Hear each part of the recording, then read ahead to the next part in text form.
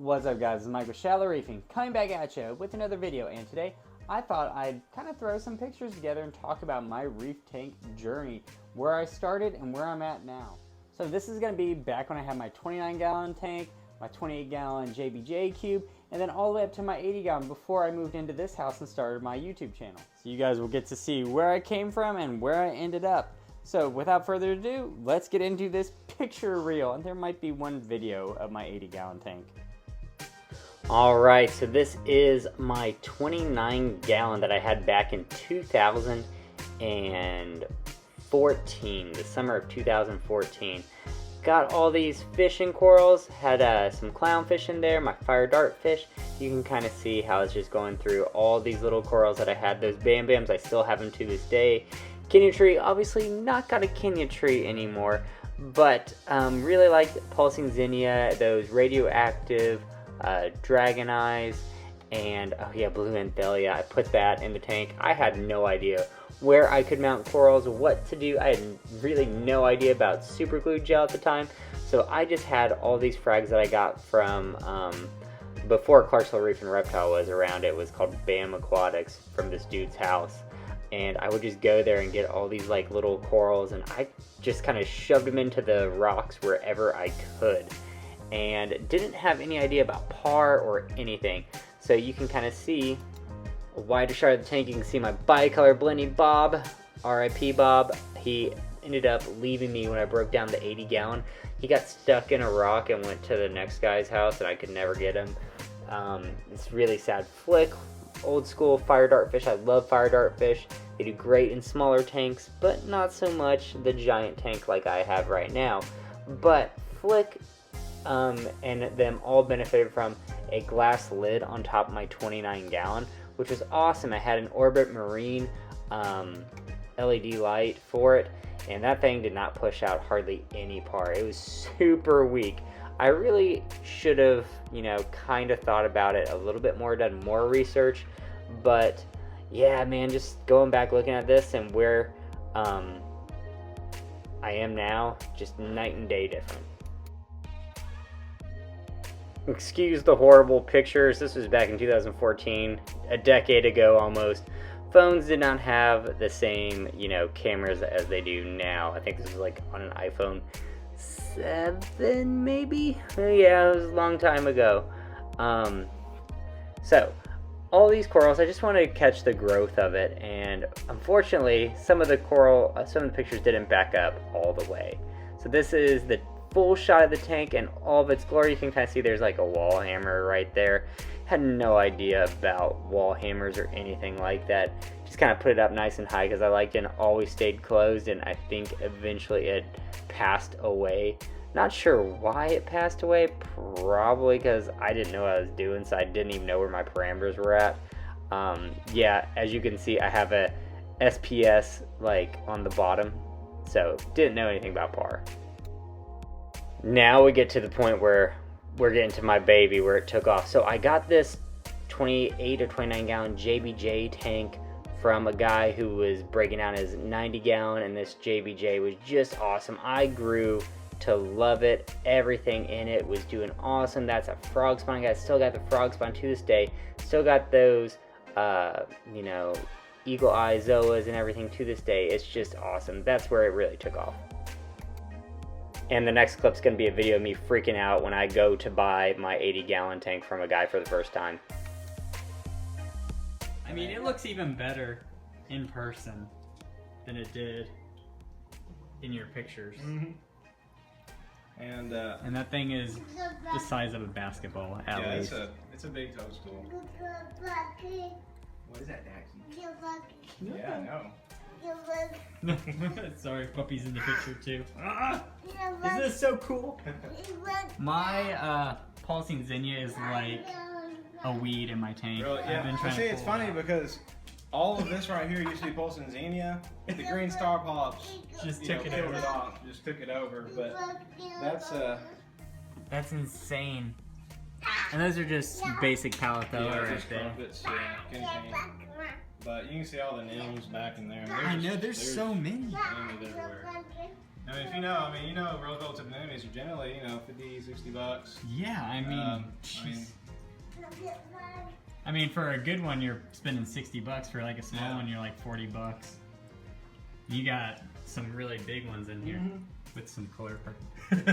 Yeah. But and like I said, that chlorophyll, I just use it. I've been picking out now. I didn't mean to get a. Oh, and you got some Anthelia down here too. I didn't even realize that. Yeah, it's in there. It pops around the tank. I had some until. My only problem really is I've got quite a bit shoot, what's it called? The little. Aptasia. Aptasia, yeah. You can get peppermint shrimp, man. That's how I got mine. That's what I've heard. And I really just hadn't done anything like that. I just hadn't given the tank too much attention. Alright, so you can see me freaking out over this. This is back in the days of Craigslist before Facebook Marketplace and everything. But yeah, that tank was awesome. Did have tons of Aptasia in it that you couldn't see, but I ended up getting rid of the Aptasia with some peppermint shrimp, some Aptasia X, and just taking two moves with the tank, and I was able to kind of like clean up everything. But you can kind of see that toadstool. This is a huge toadstool. I had to end up selling it because when it got, you know, big, that thing covered up like half the aquascape. Just a monster. So I think I ended up I sold it to a guy who had like a 225, and it took up like a quarter of his tank when it was fully open. I mean, his thing was like 18 inches in diameter. It was a basketball essentially. So didn't want to frag it, didn't want to chop it up because it's just a showpiece. So ended up selling that to a guy, and you can kind of see there were tons of anemones in there. I was able to kind of pick them off one by one and give them to people and sell them. But yeah, this tank did really well as well. I mean, I think the key, if I look back on all my history when these tanks were just super simple and they just grew, I just did Kalkwasser, and that was about it. I didn't really get into two-part. I started doing two-part a little bit later on once we moved to my current house, but this was in an apartment on the first floor, and it was in like the kitchen slash dining room area, and I could just sit down and eat, and this was my view. When I sat down, I saw the tank, I looked at it, I enjoyed it. It was lovely. And this is back in the day when I had a powder blue. Never again. I got it from my friend Wayne. I know Wayne and I just keep trading and selling stuff to each other, but that thing ended up killing like $130 worth of fish. So I evicted him and sent him packing back to the LFS because he was kind of a murderous jerk. So you can kind of see I do change up a little bit of aquascape here and there, but one of my favorite pictures of all time is my fire dartfish hiding under a rock of GSP right next to this Maxima, this blue Maxima clam. Now for some reason that blue Maxima clam did not make it once I moved to my current house, but it was still beautiful. You can see I had Dorasa down there. It was just a very nice, easy tank. Just enjoyed it thoroughly, and I'm glad it's at a good home. One of my buddies picked it up and has it running right now. Yeah, man, that's a cool picture with those, the Dorasa clam and the Maxima clam, fire dart fish. Gotta love it. And you can kind of see in the back there's like that octus spawn I had. There's also that hammer on the far left back there. Still have it to this day.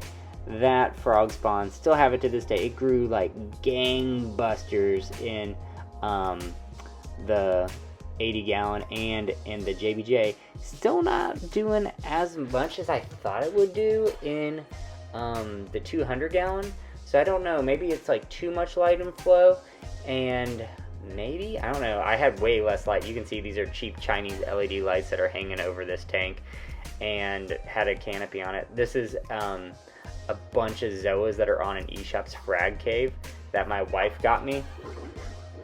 And the Zoas grew like crazy on it, and a guy offered me, you know, a significant amount of money for that compared to how much my wife bought it for.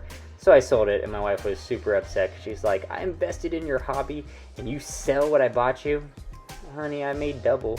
But yeah, so wanted to see where my Zoas were all growing out. You can kind of see I still have those Merlettis, those Micromusa Merlettis, and those were those same radioactive Zoas. Still have those. I just love that Duncan. That Duncan's been with me since 2014, and it's doing awesome to this day. It's a showpiece. It's growing better than it's ever grown, and I just love looking at that Duncan.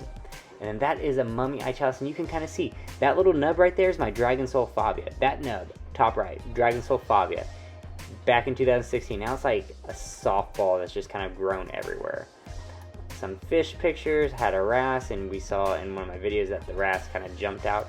Look, that's my original Duncan. You can kind of see it. It's kind of nubby.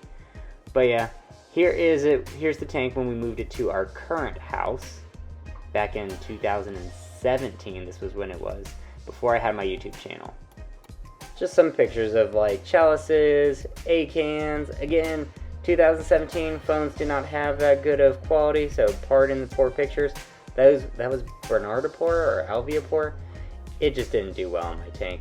This A-can Echinata grew great, and I learned the hard way that you can't put an A-can Lord Hoensis versus an A-can Echinata, or else they're gonna just destroy each other. It was horrible. This thing killed everything. Alright, so that is about it for the tank. Just finishing up with some of the corals that I still have. That millipore is still with me. And then you're going to kind of look where I didn't have any idea where to put corals, especially coral placements. But grown a lot in my journey, and I'm glad to kind of share some of my trials and tribulations over the years. And looking back over this is kind of nostalgic, looking at how things have grown. So guys, if you like this video and you want to see more, click the subscribe button, give me a like, give me a comment below, let me know how you like me kind of going over my journey. And hopefully you have a fun journey like I had.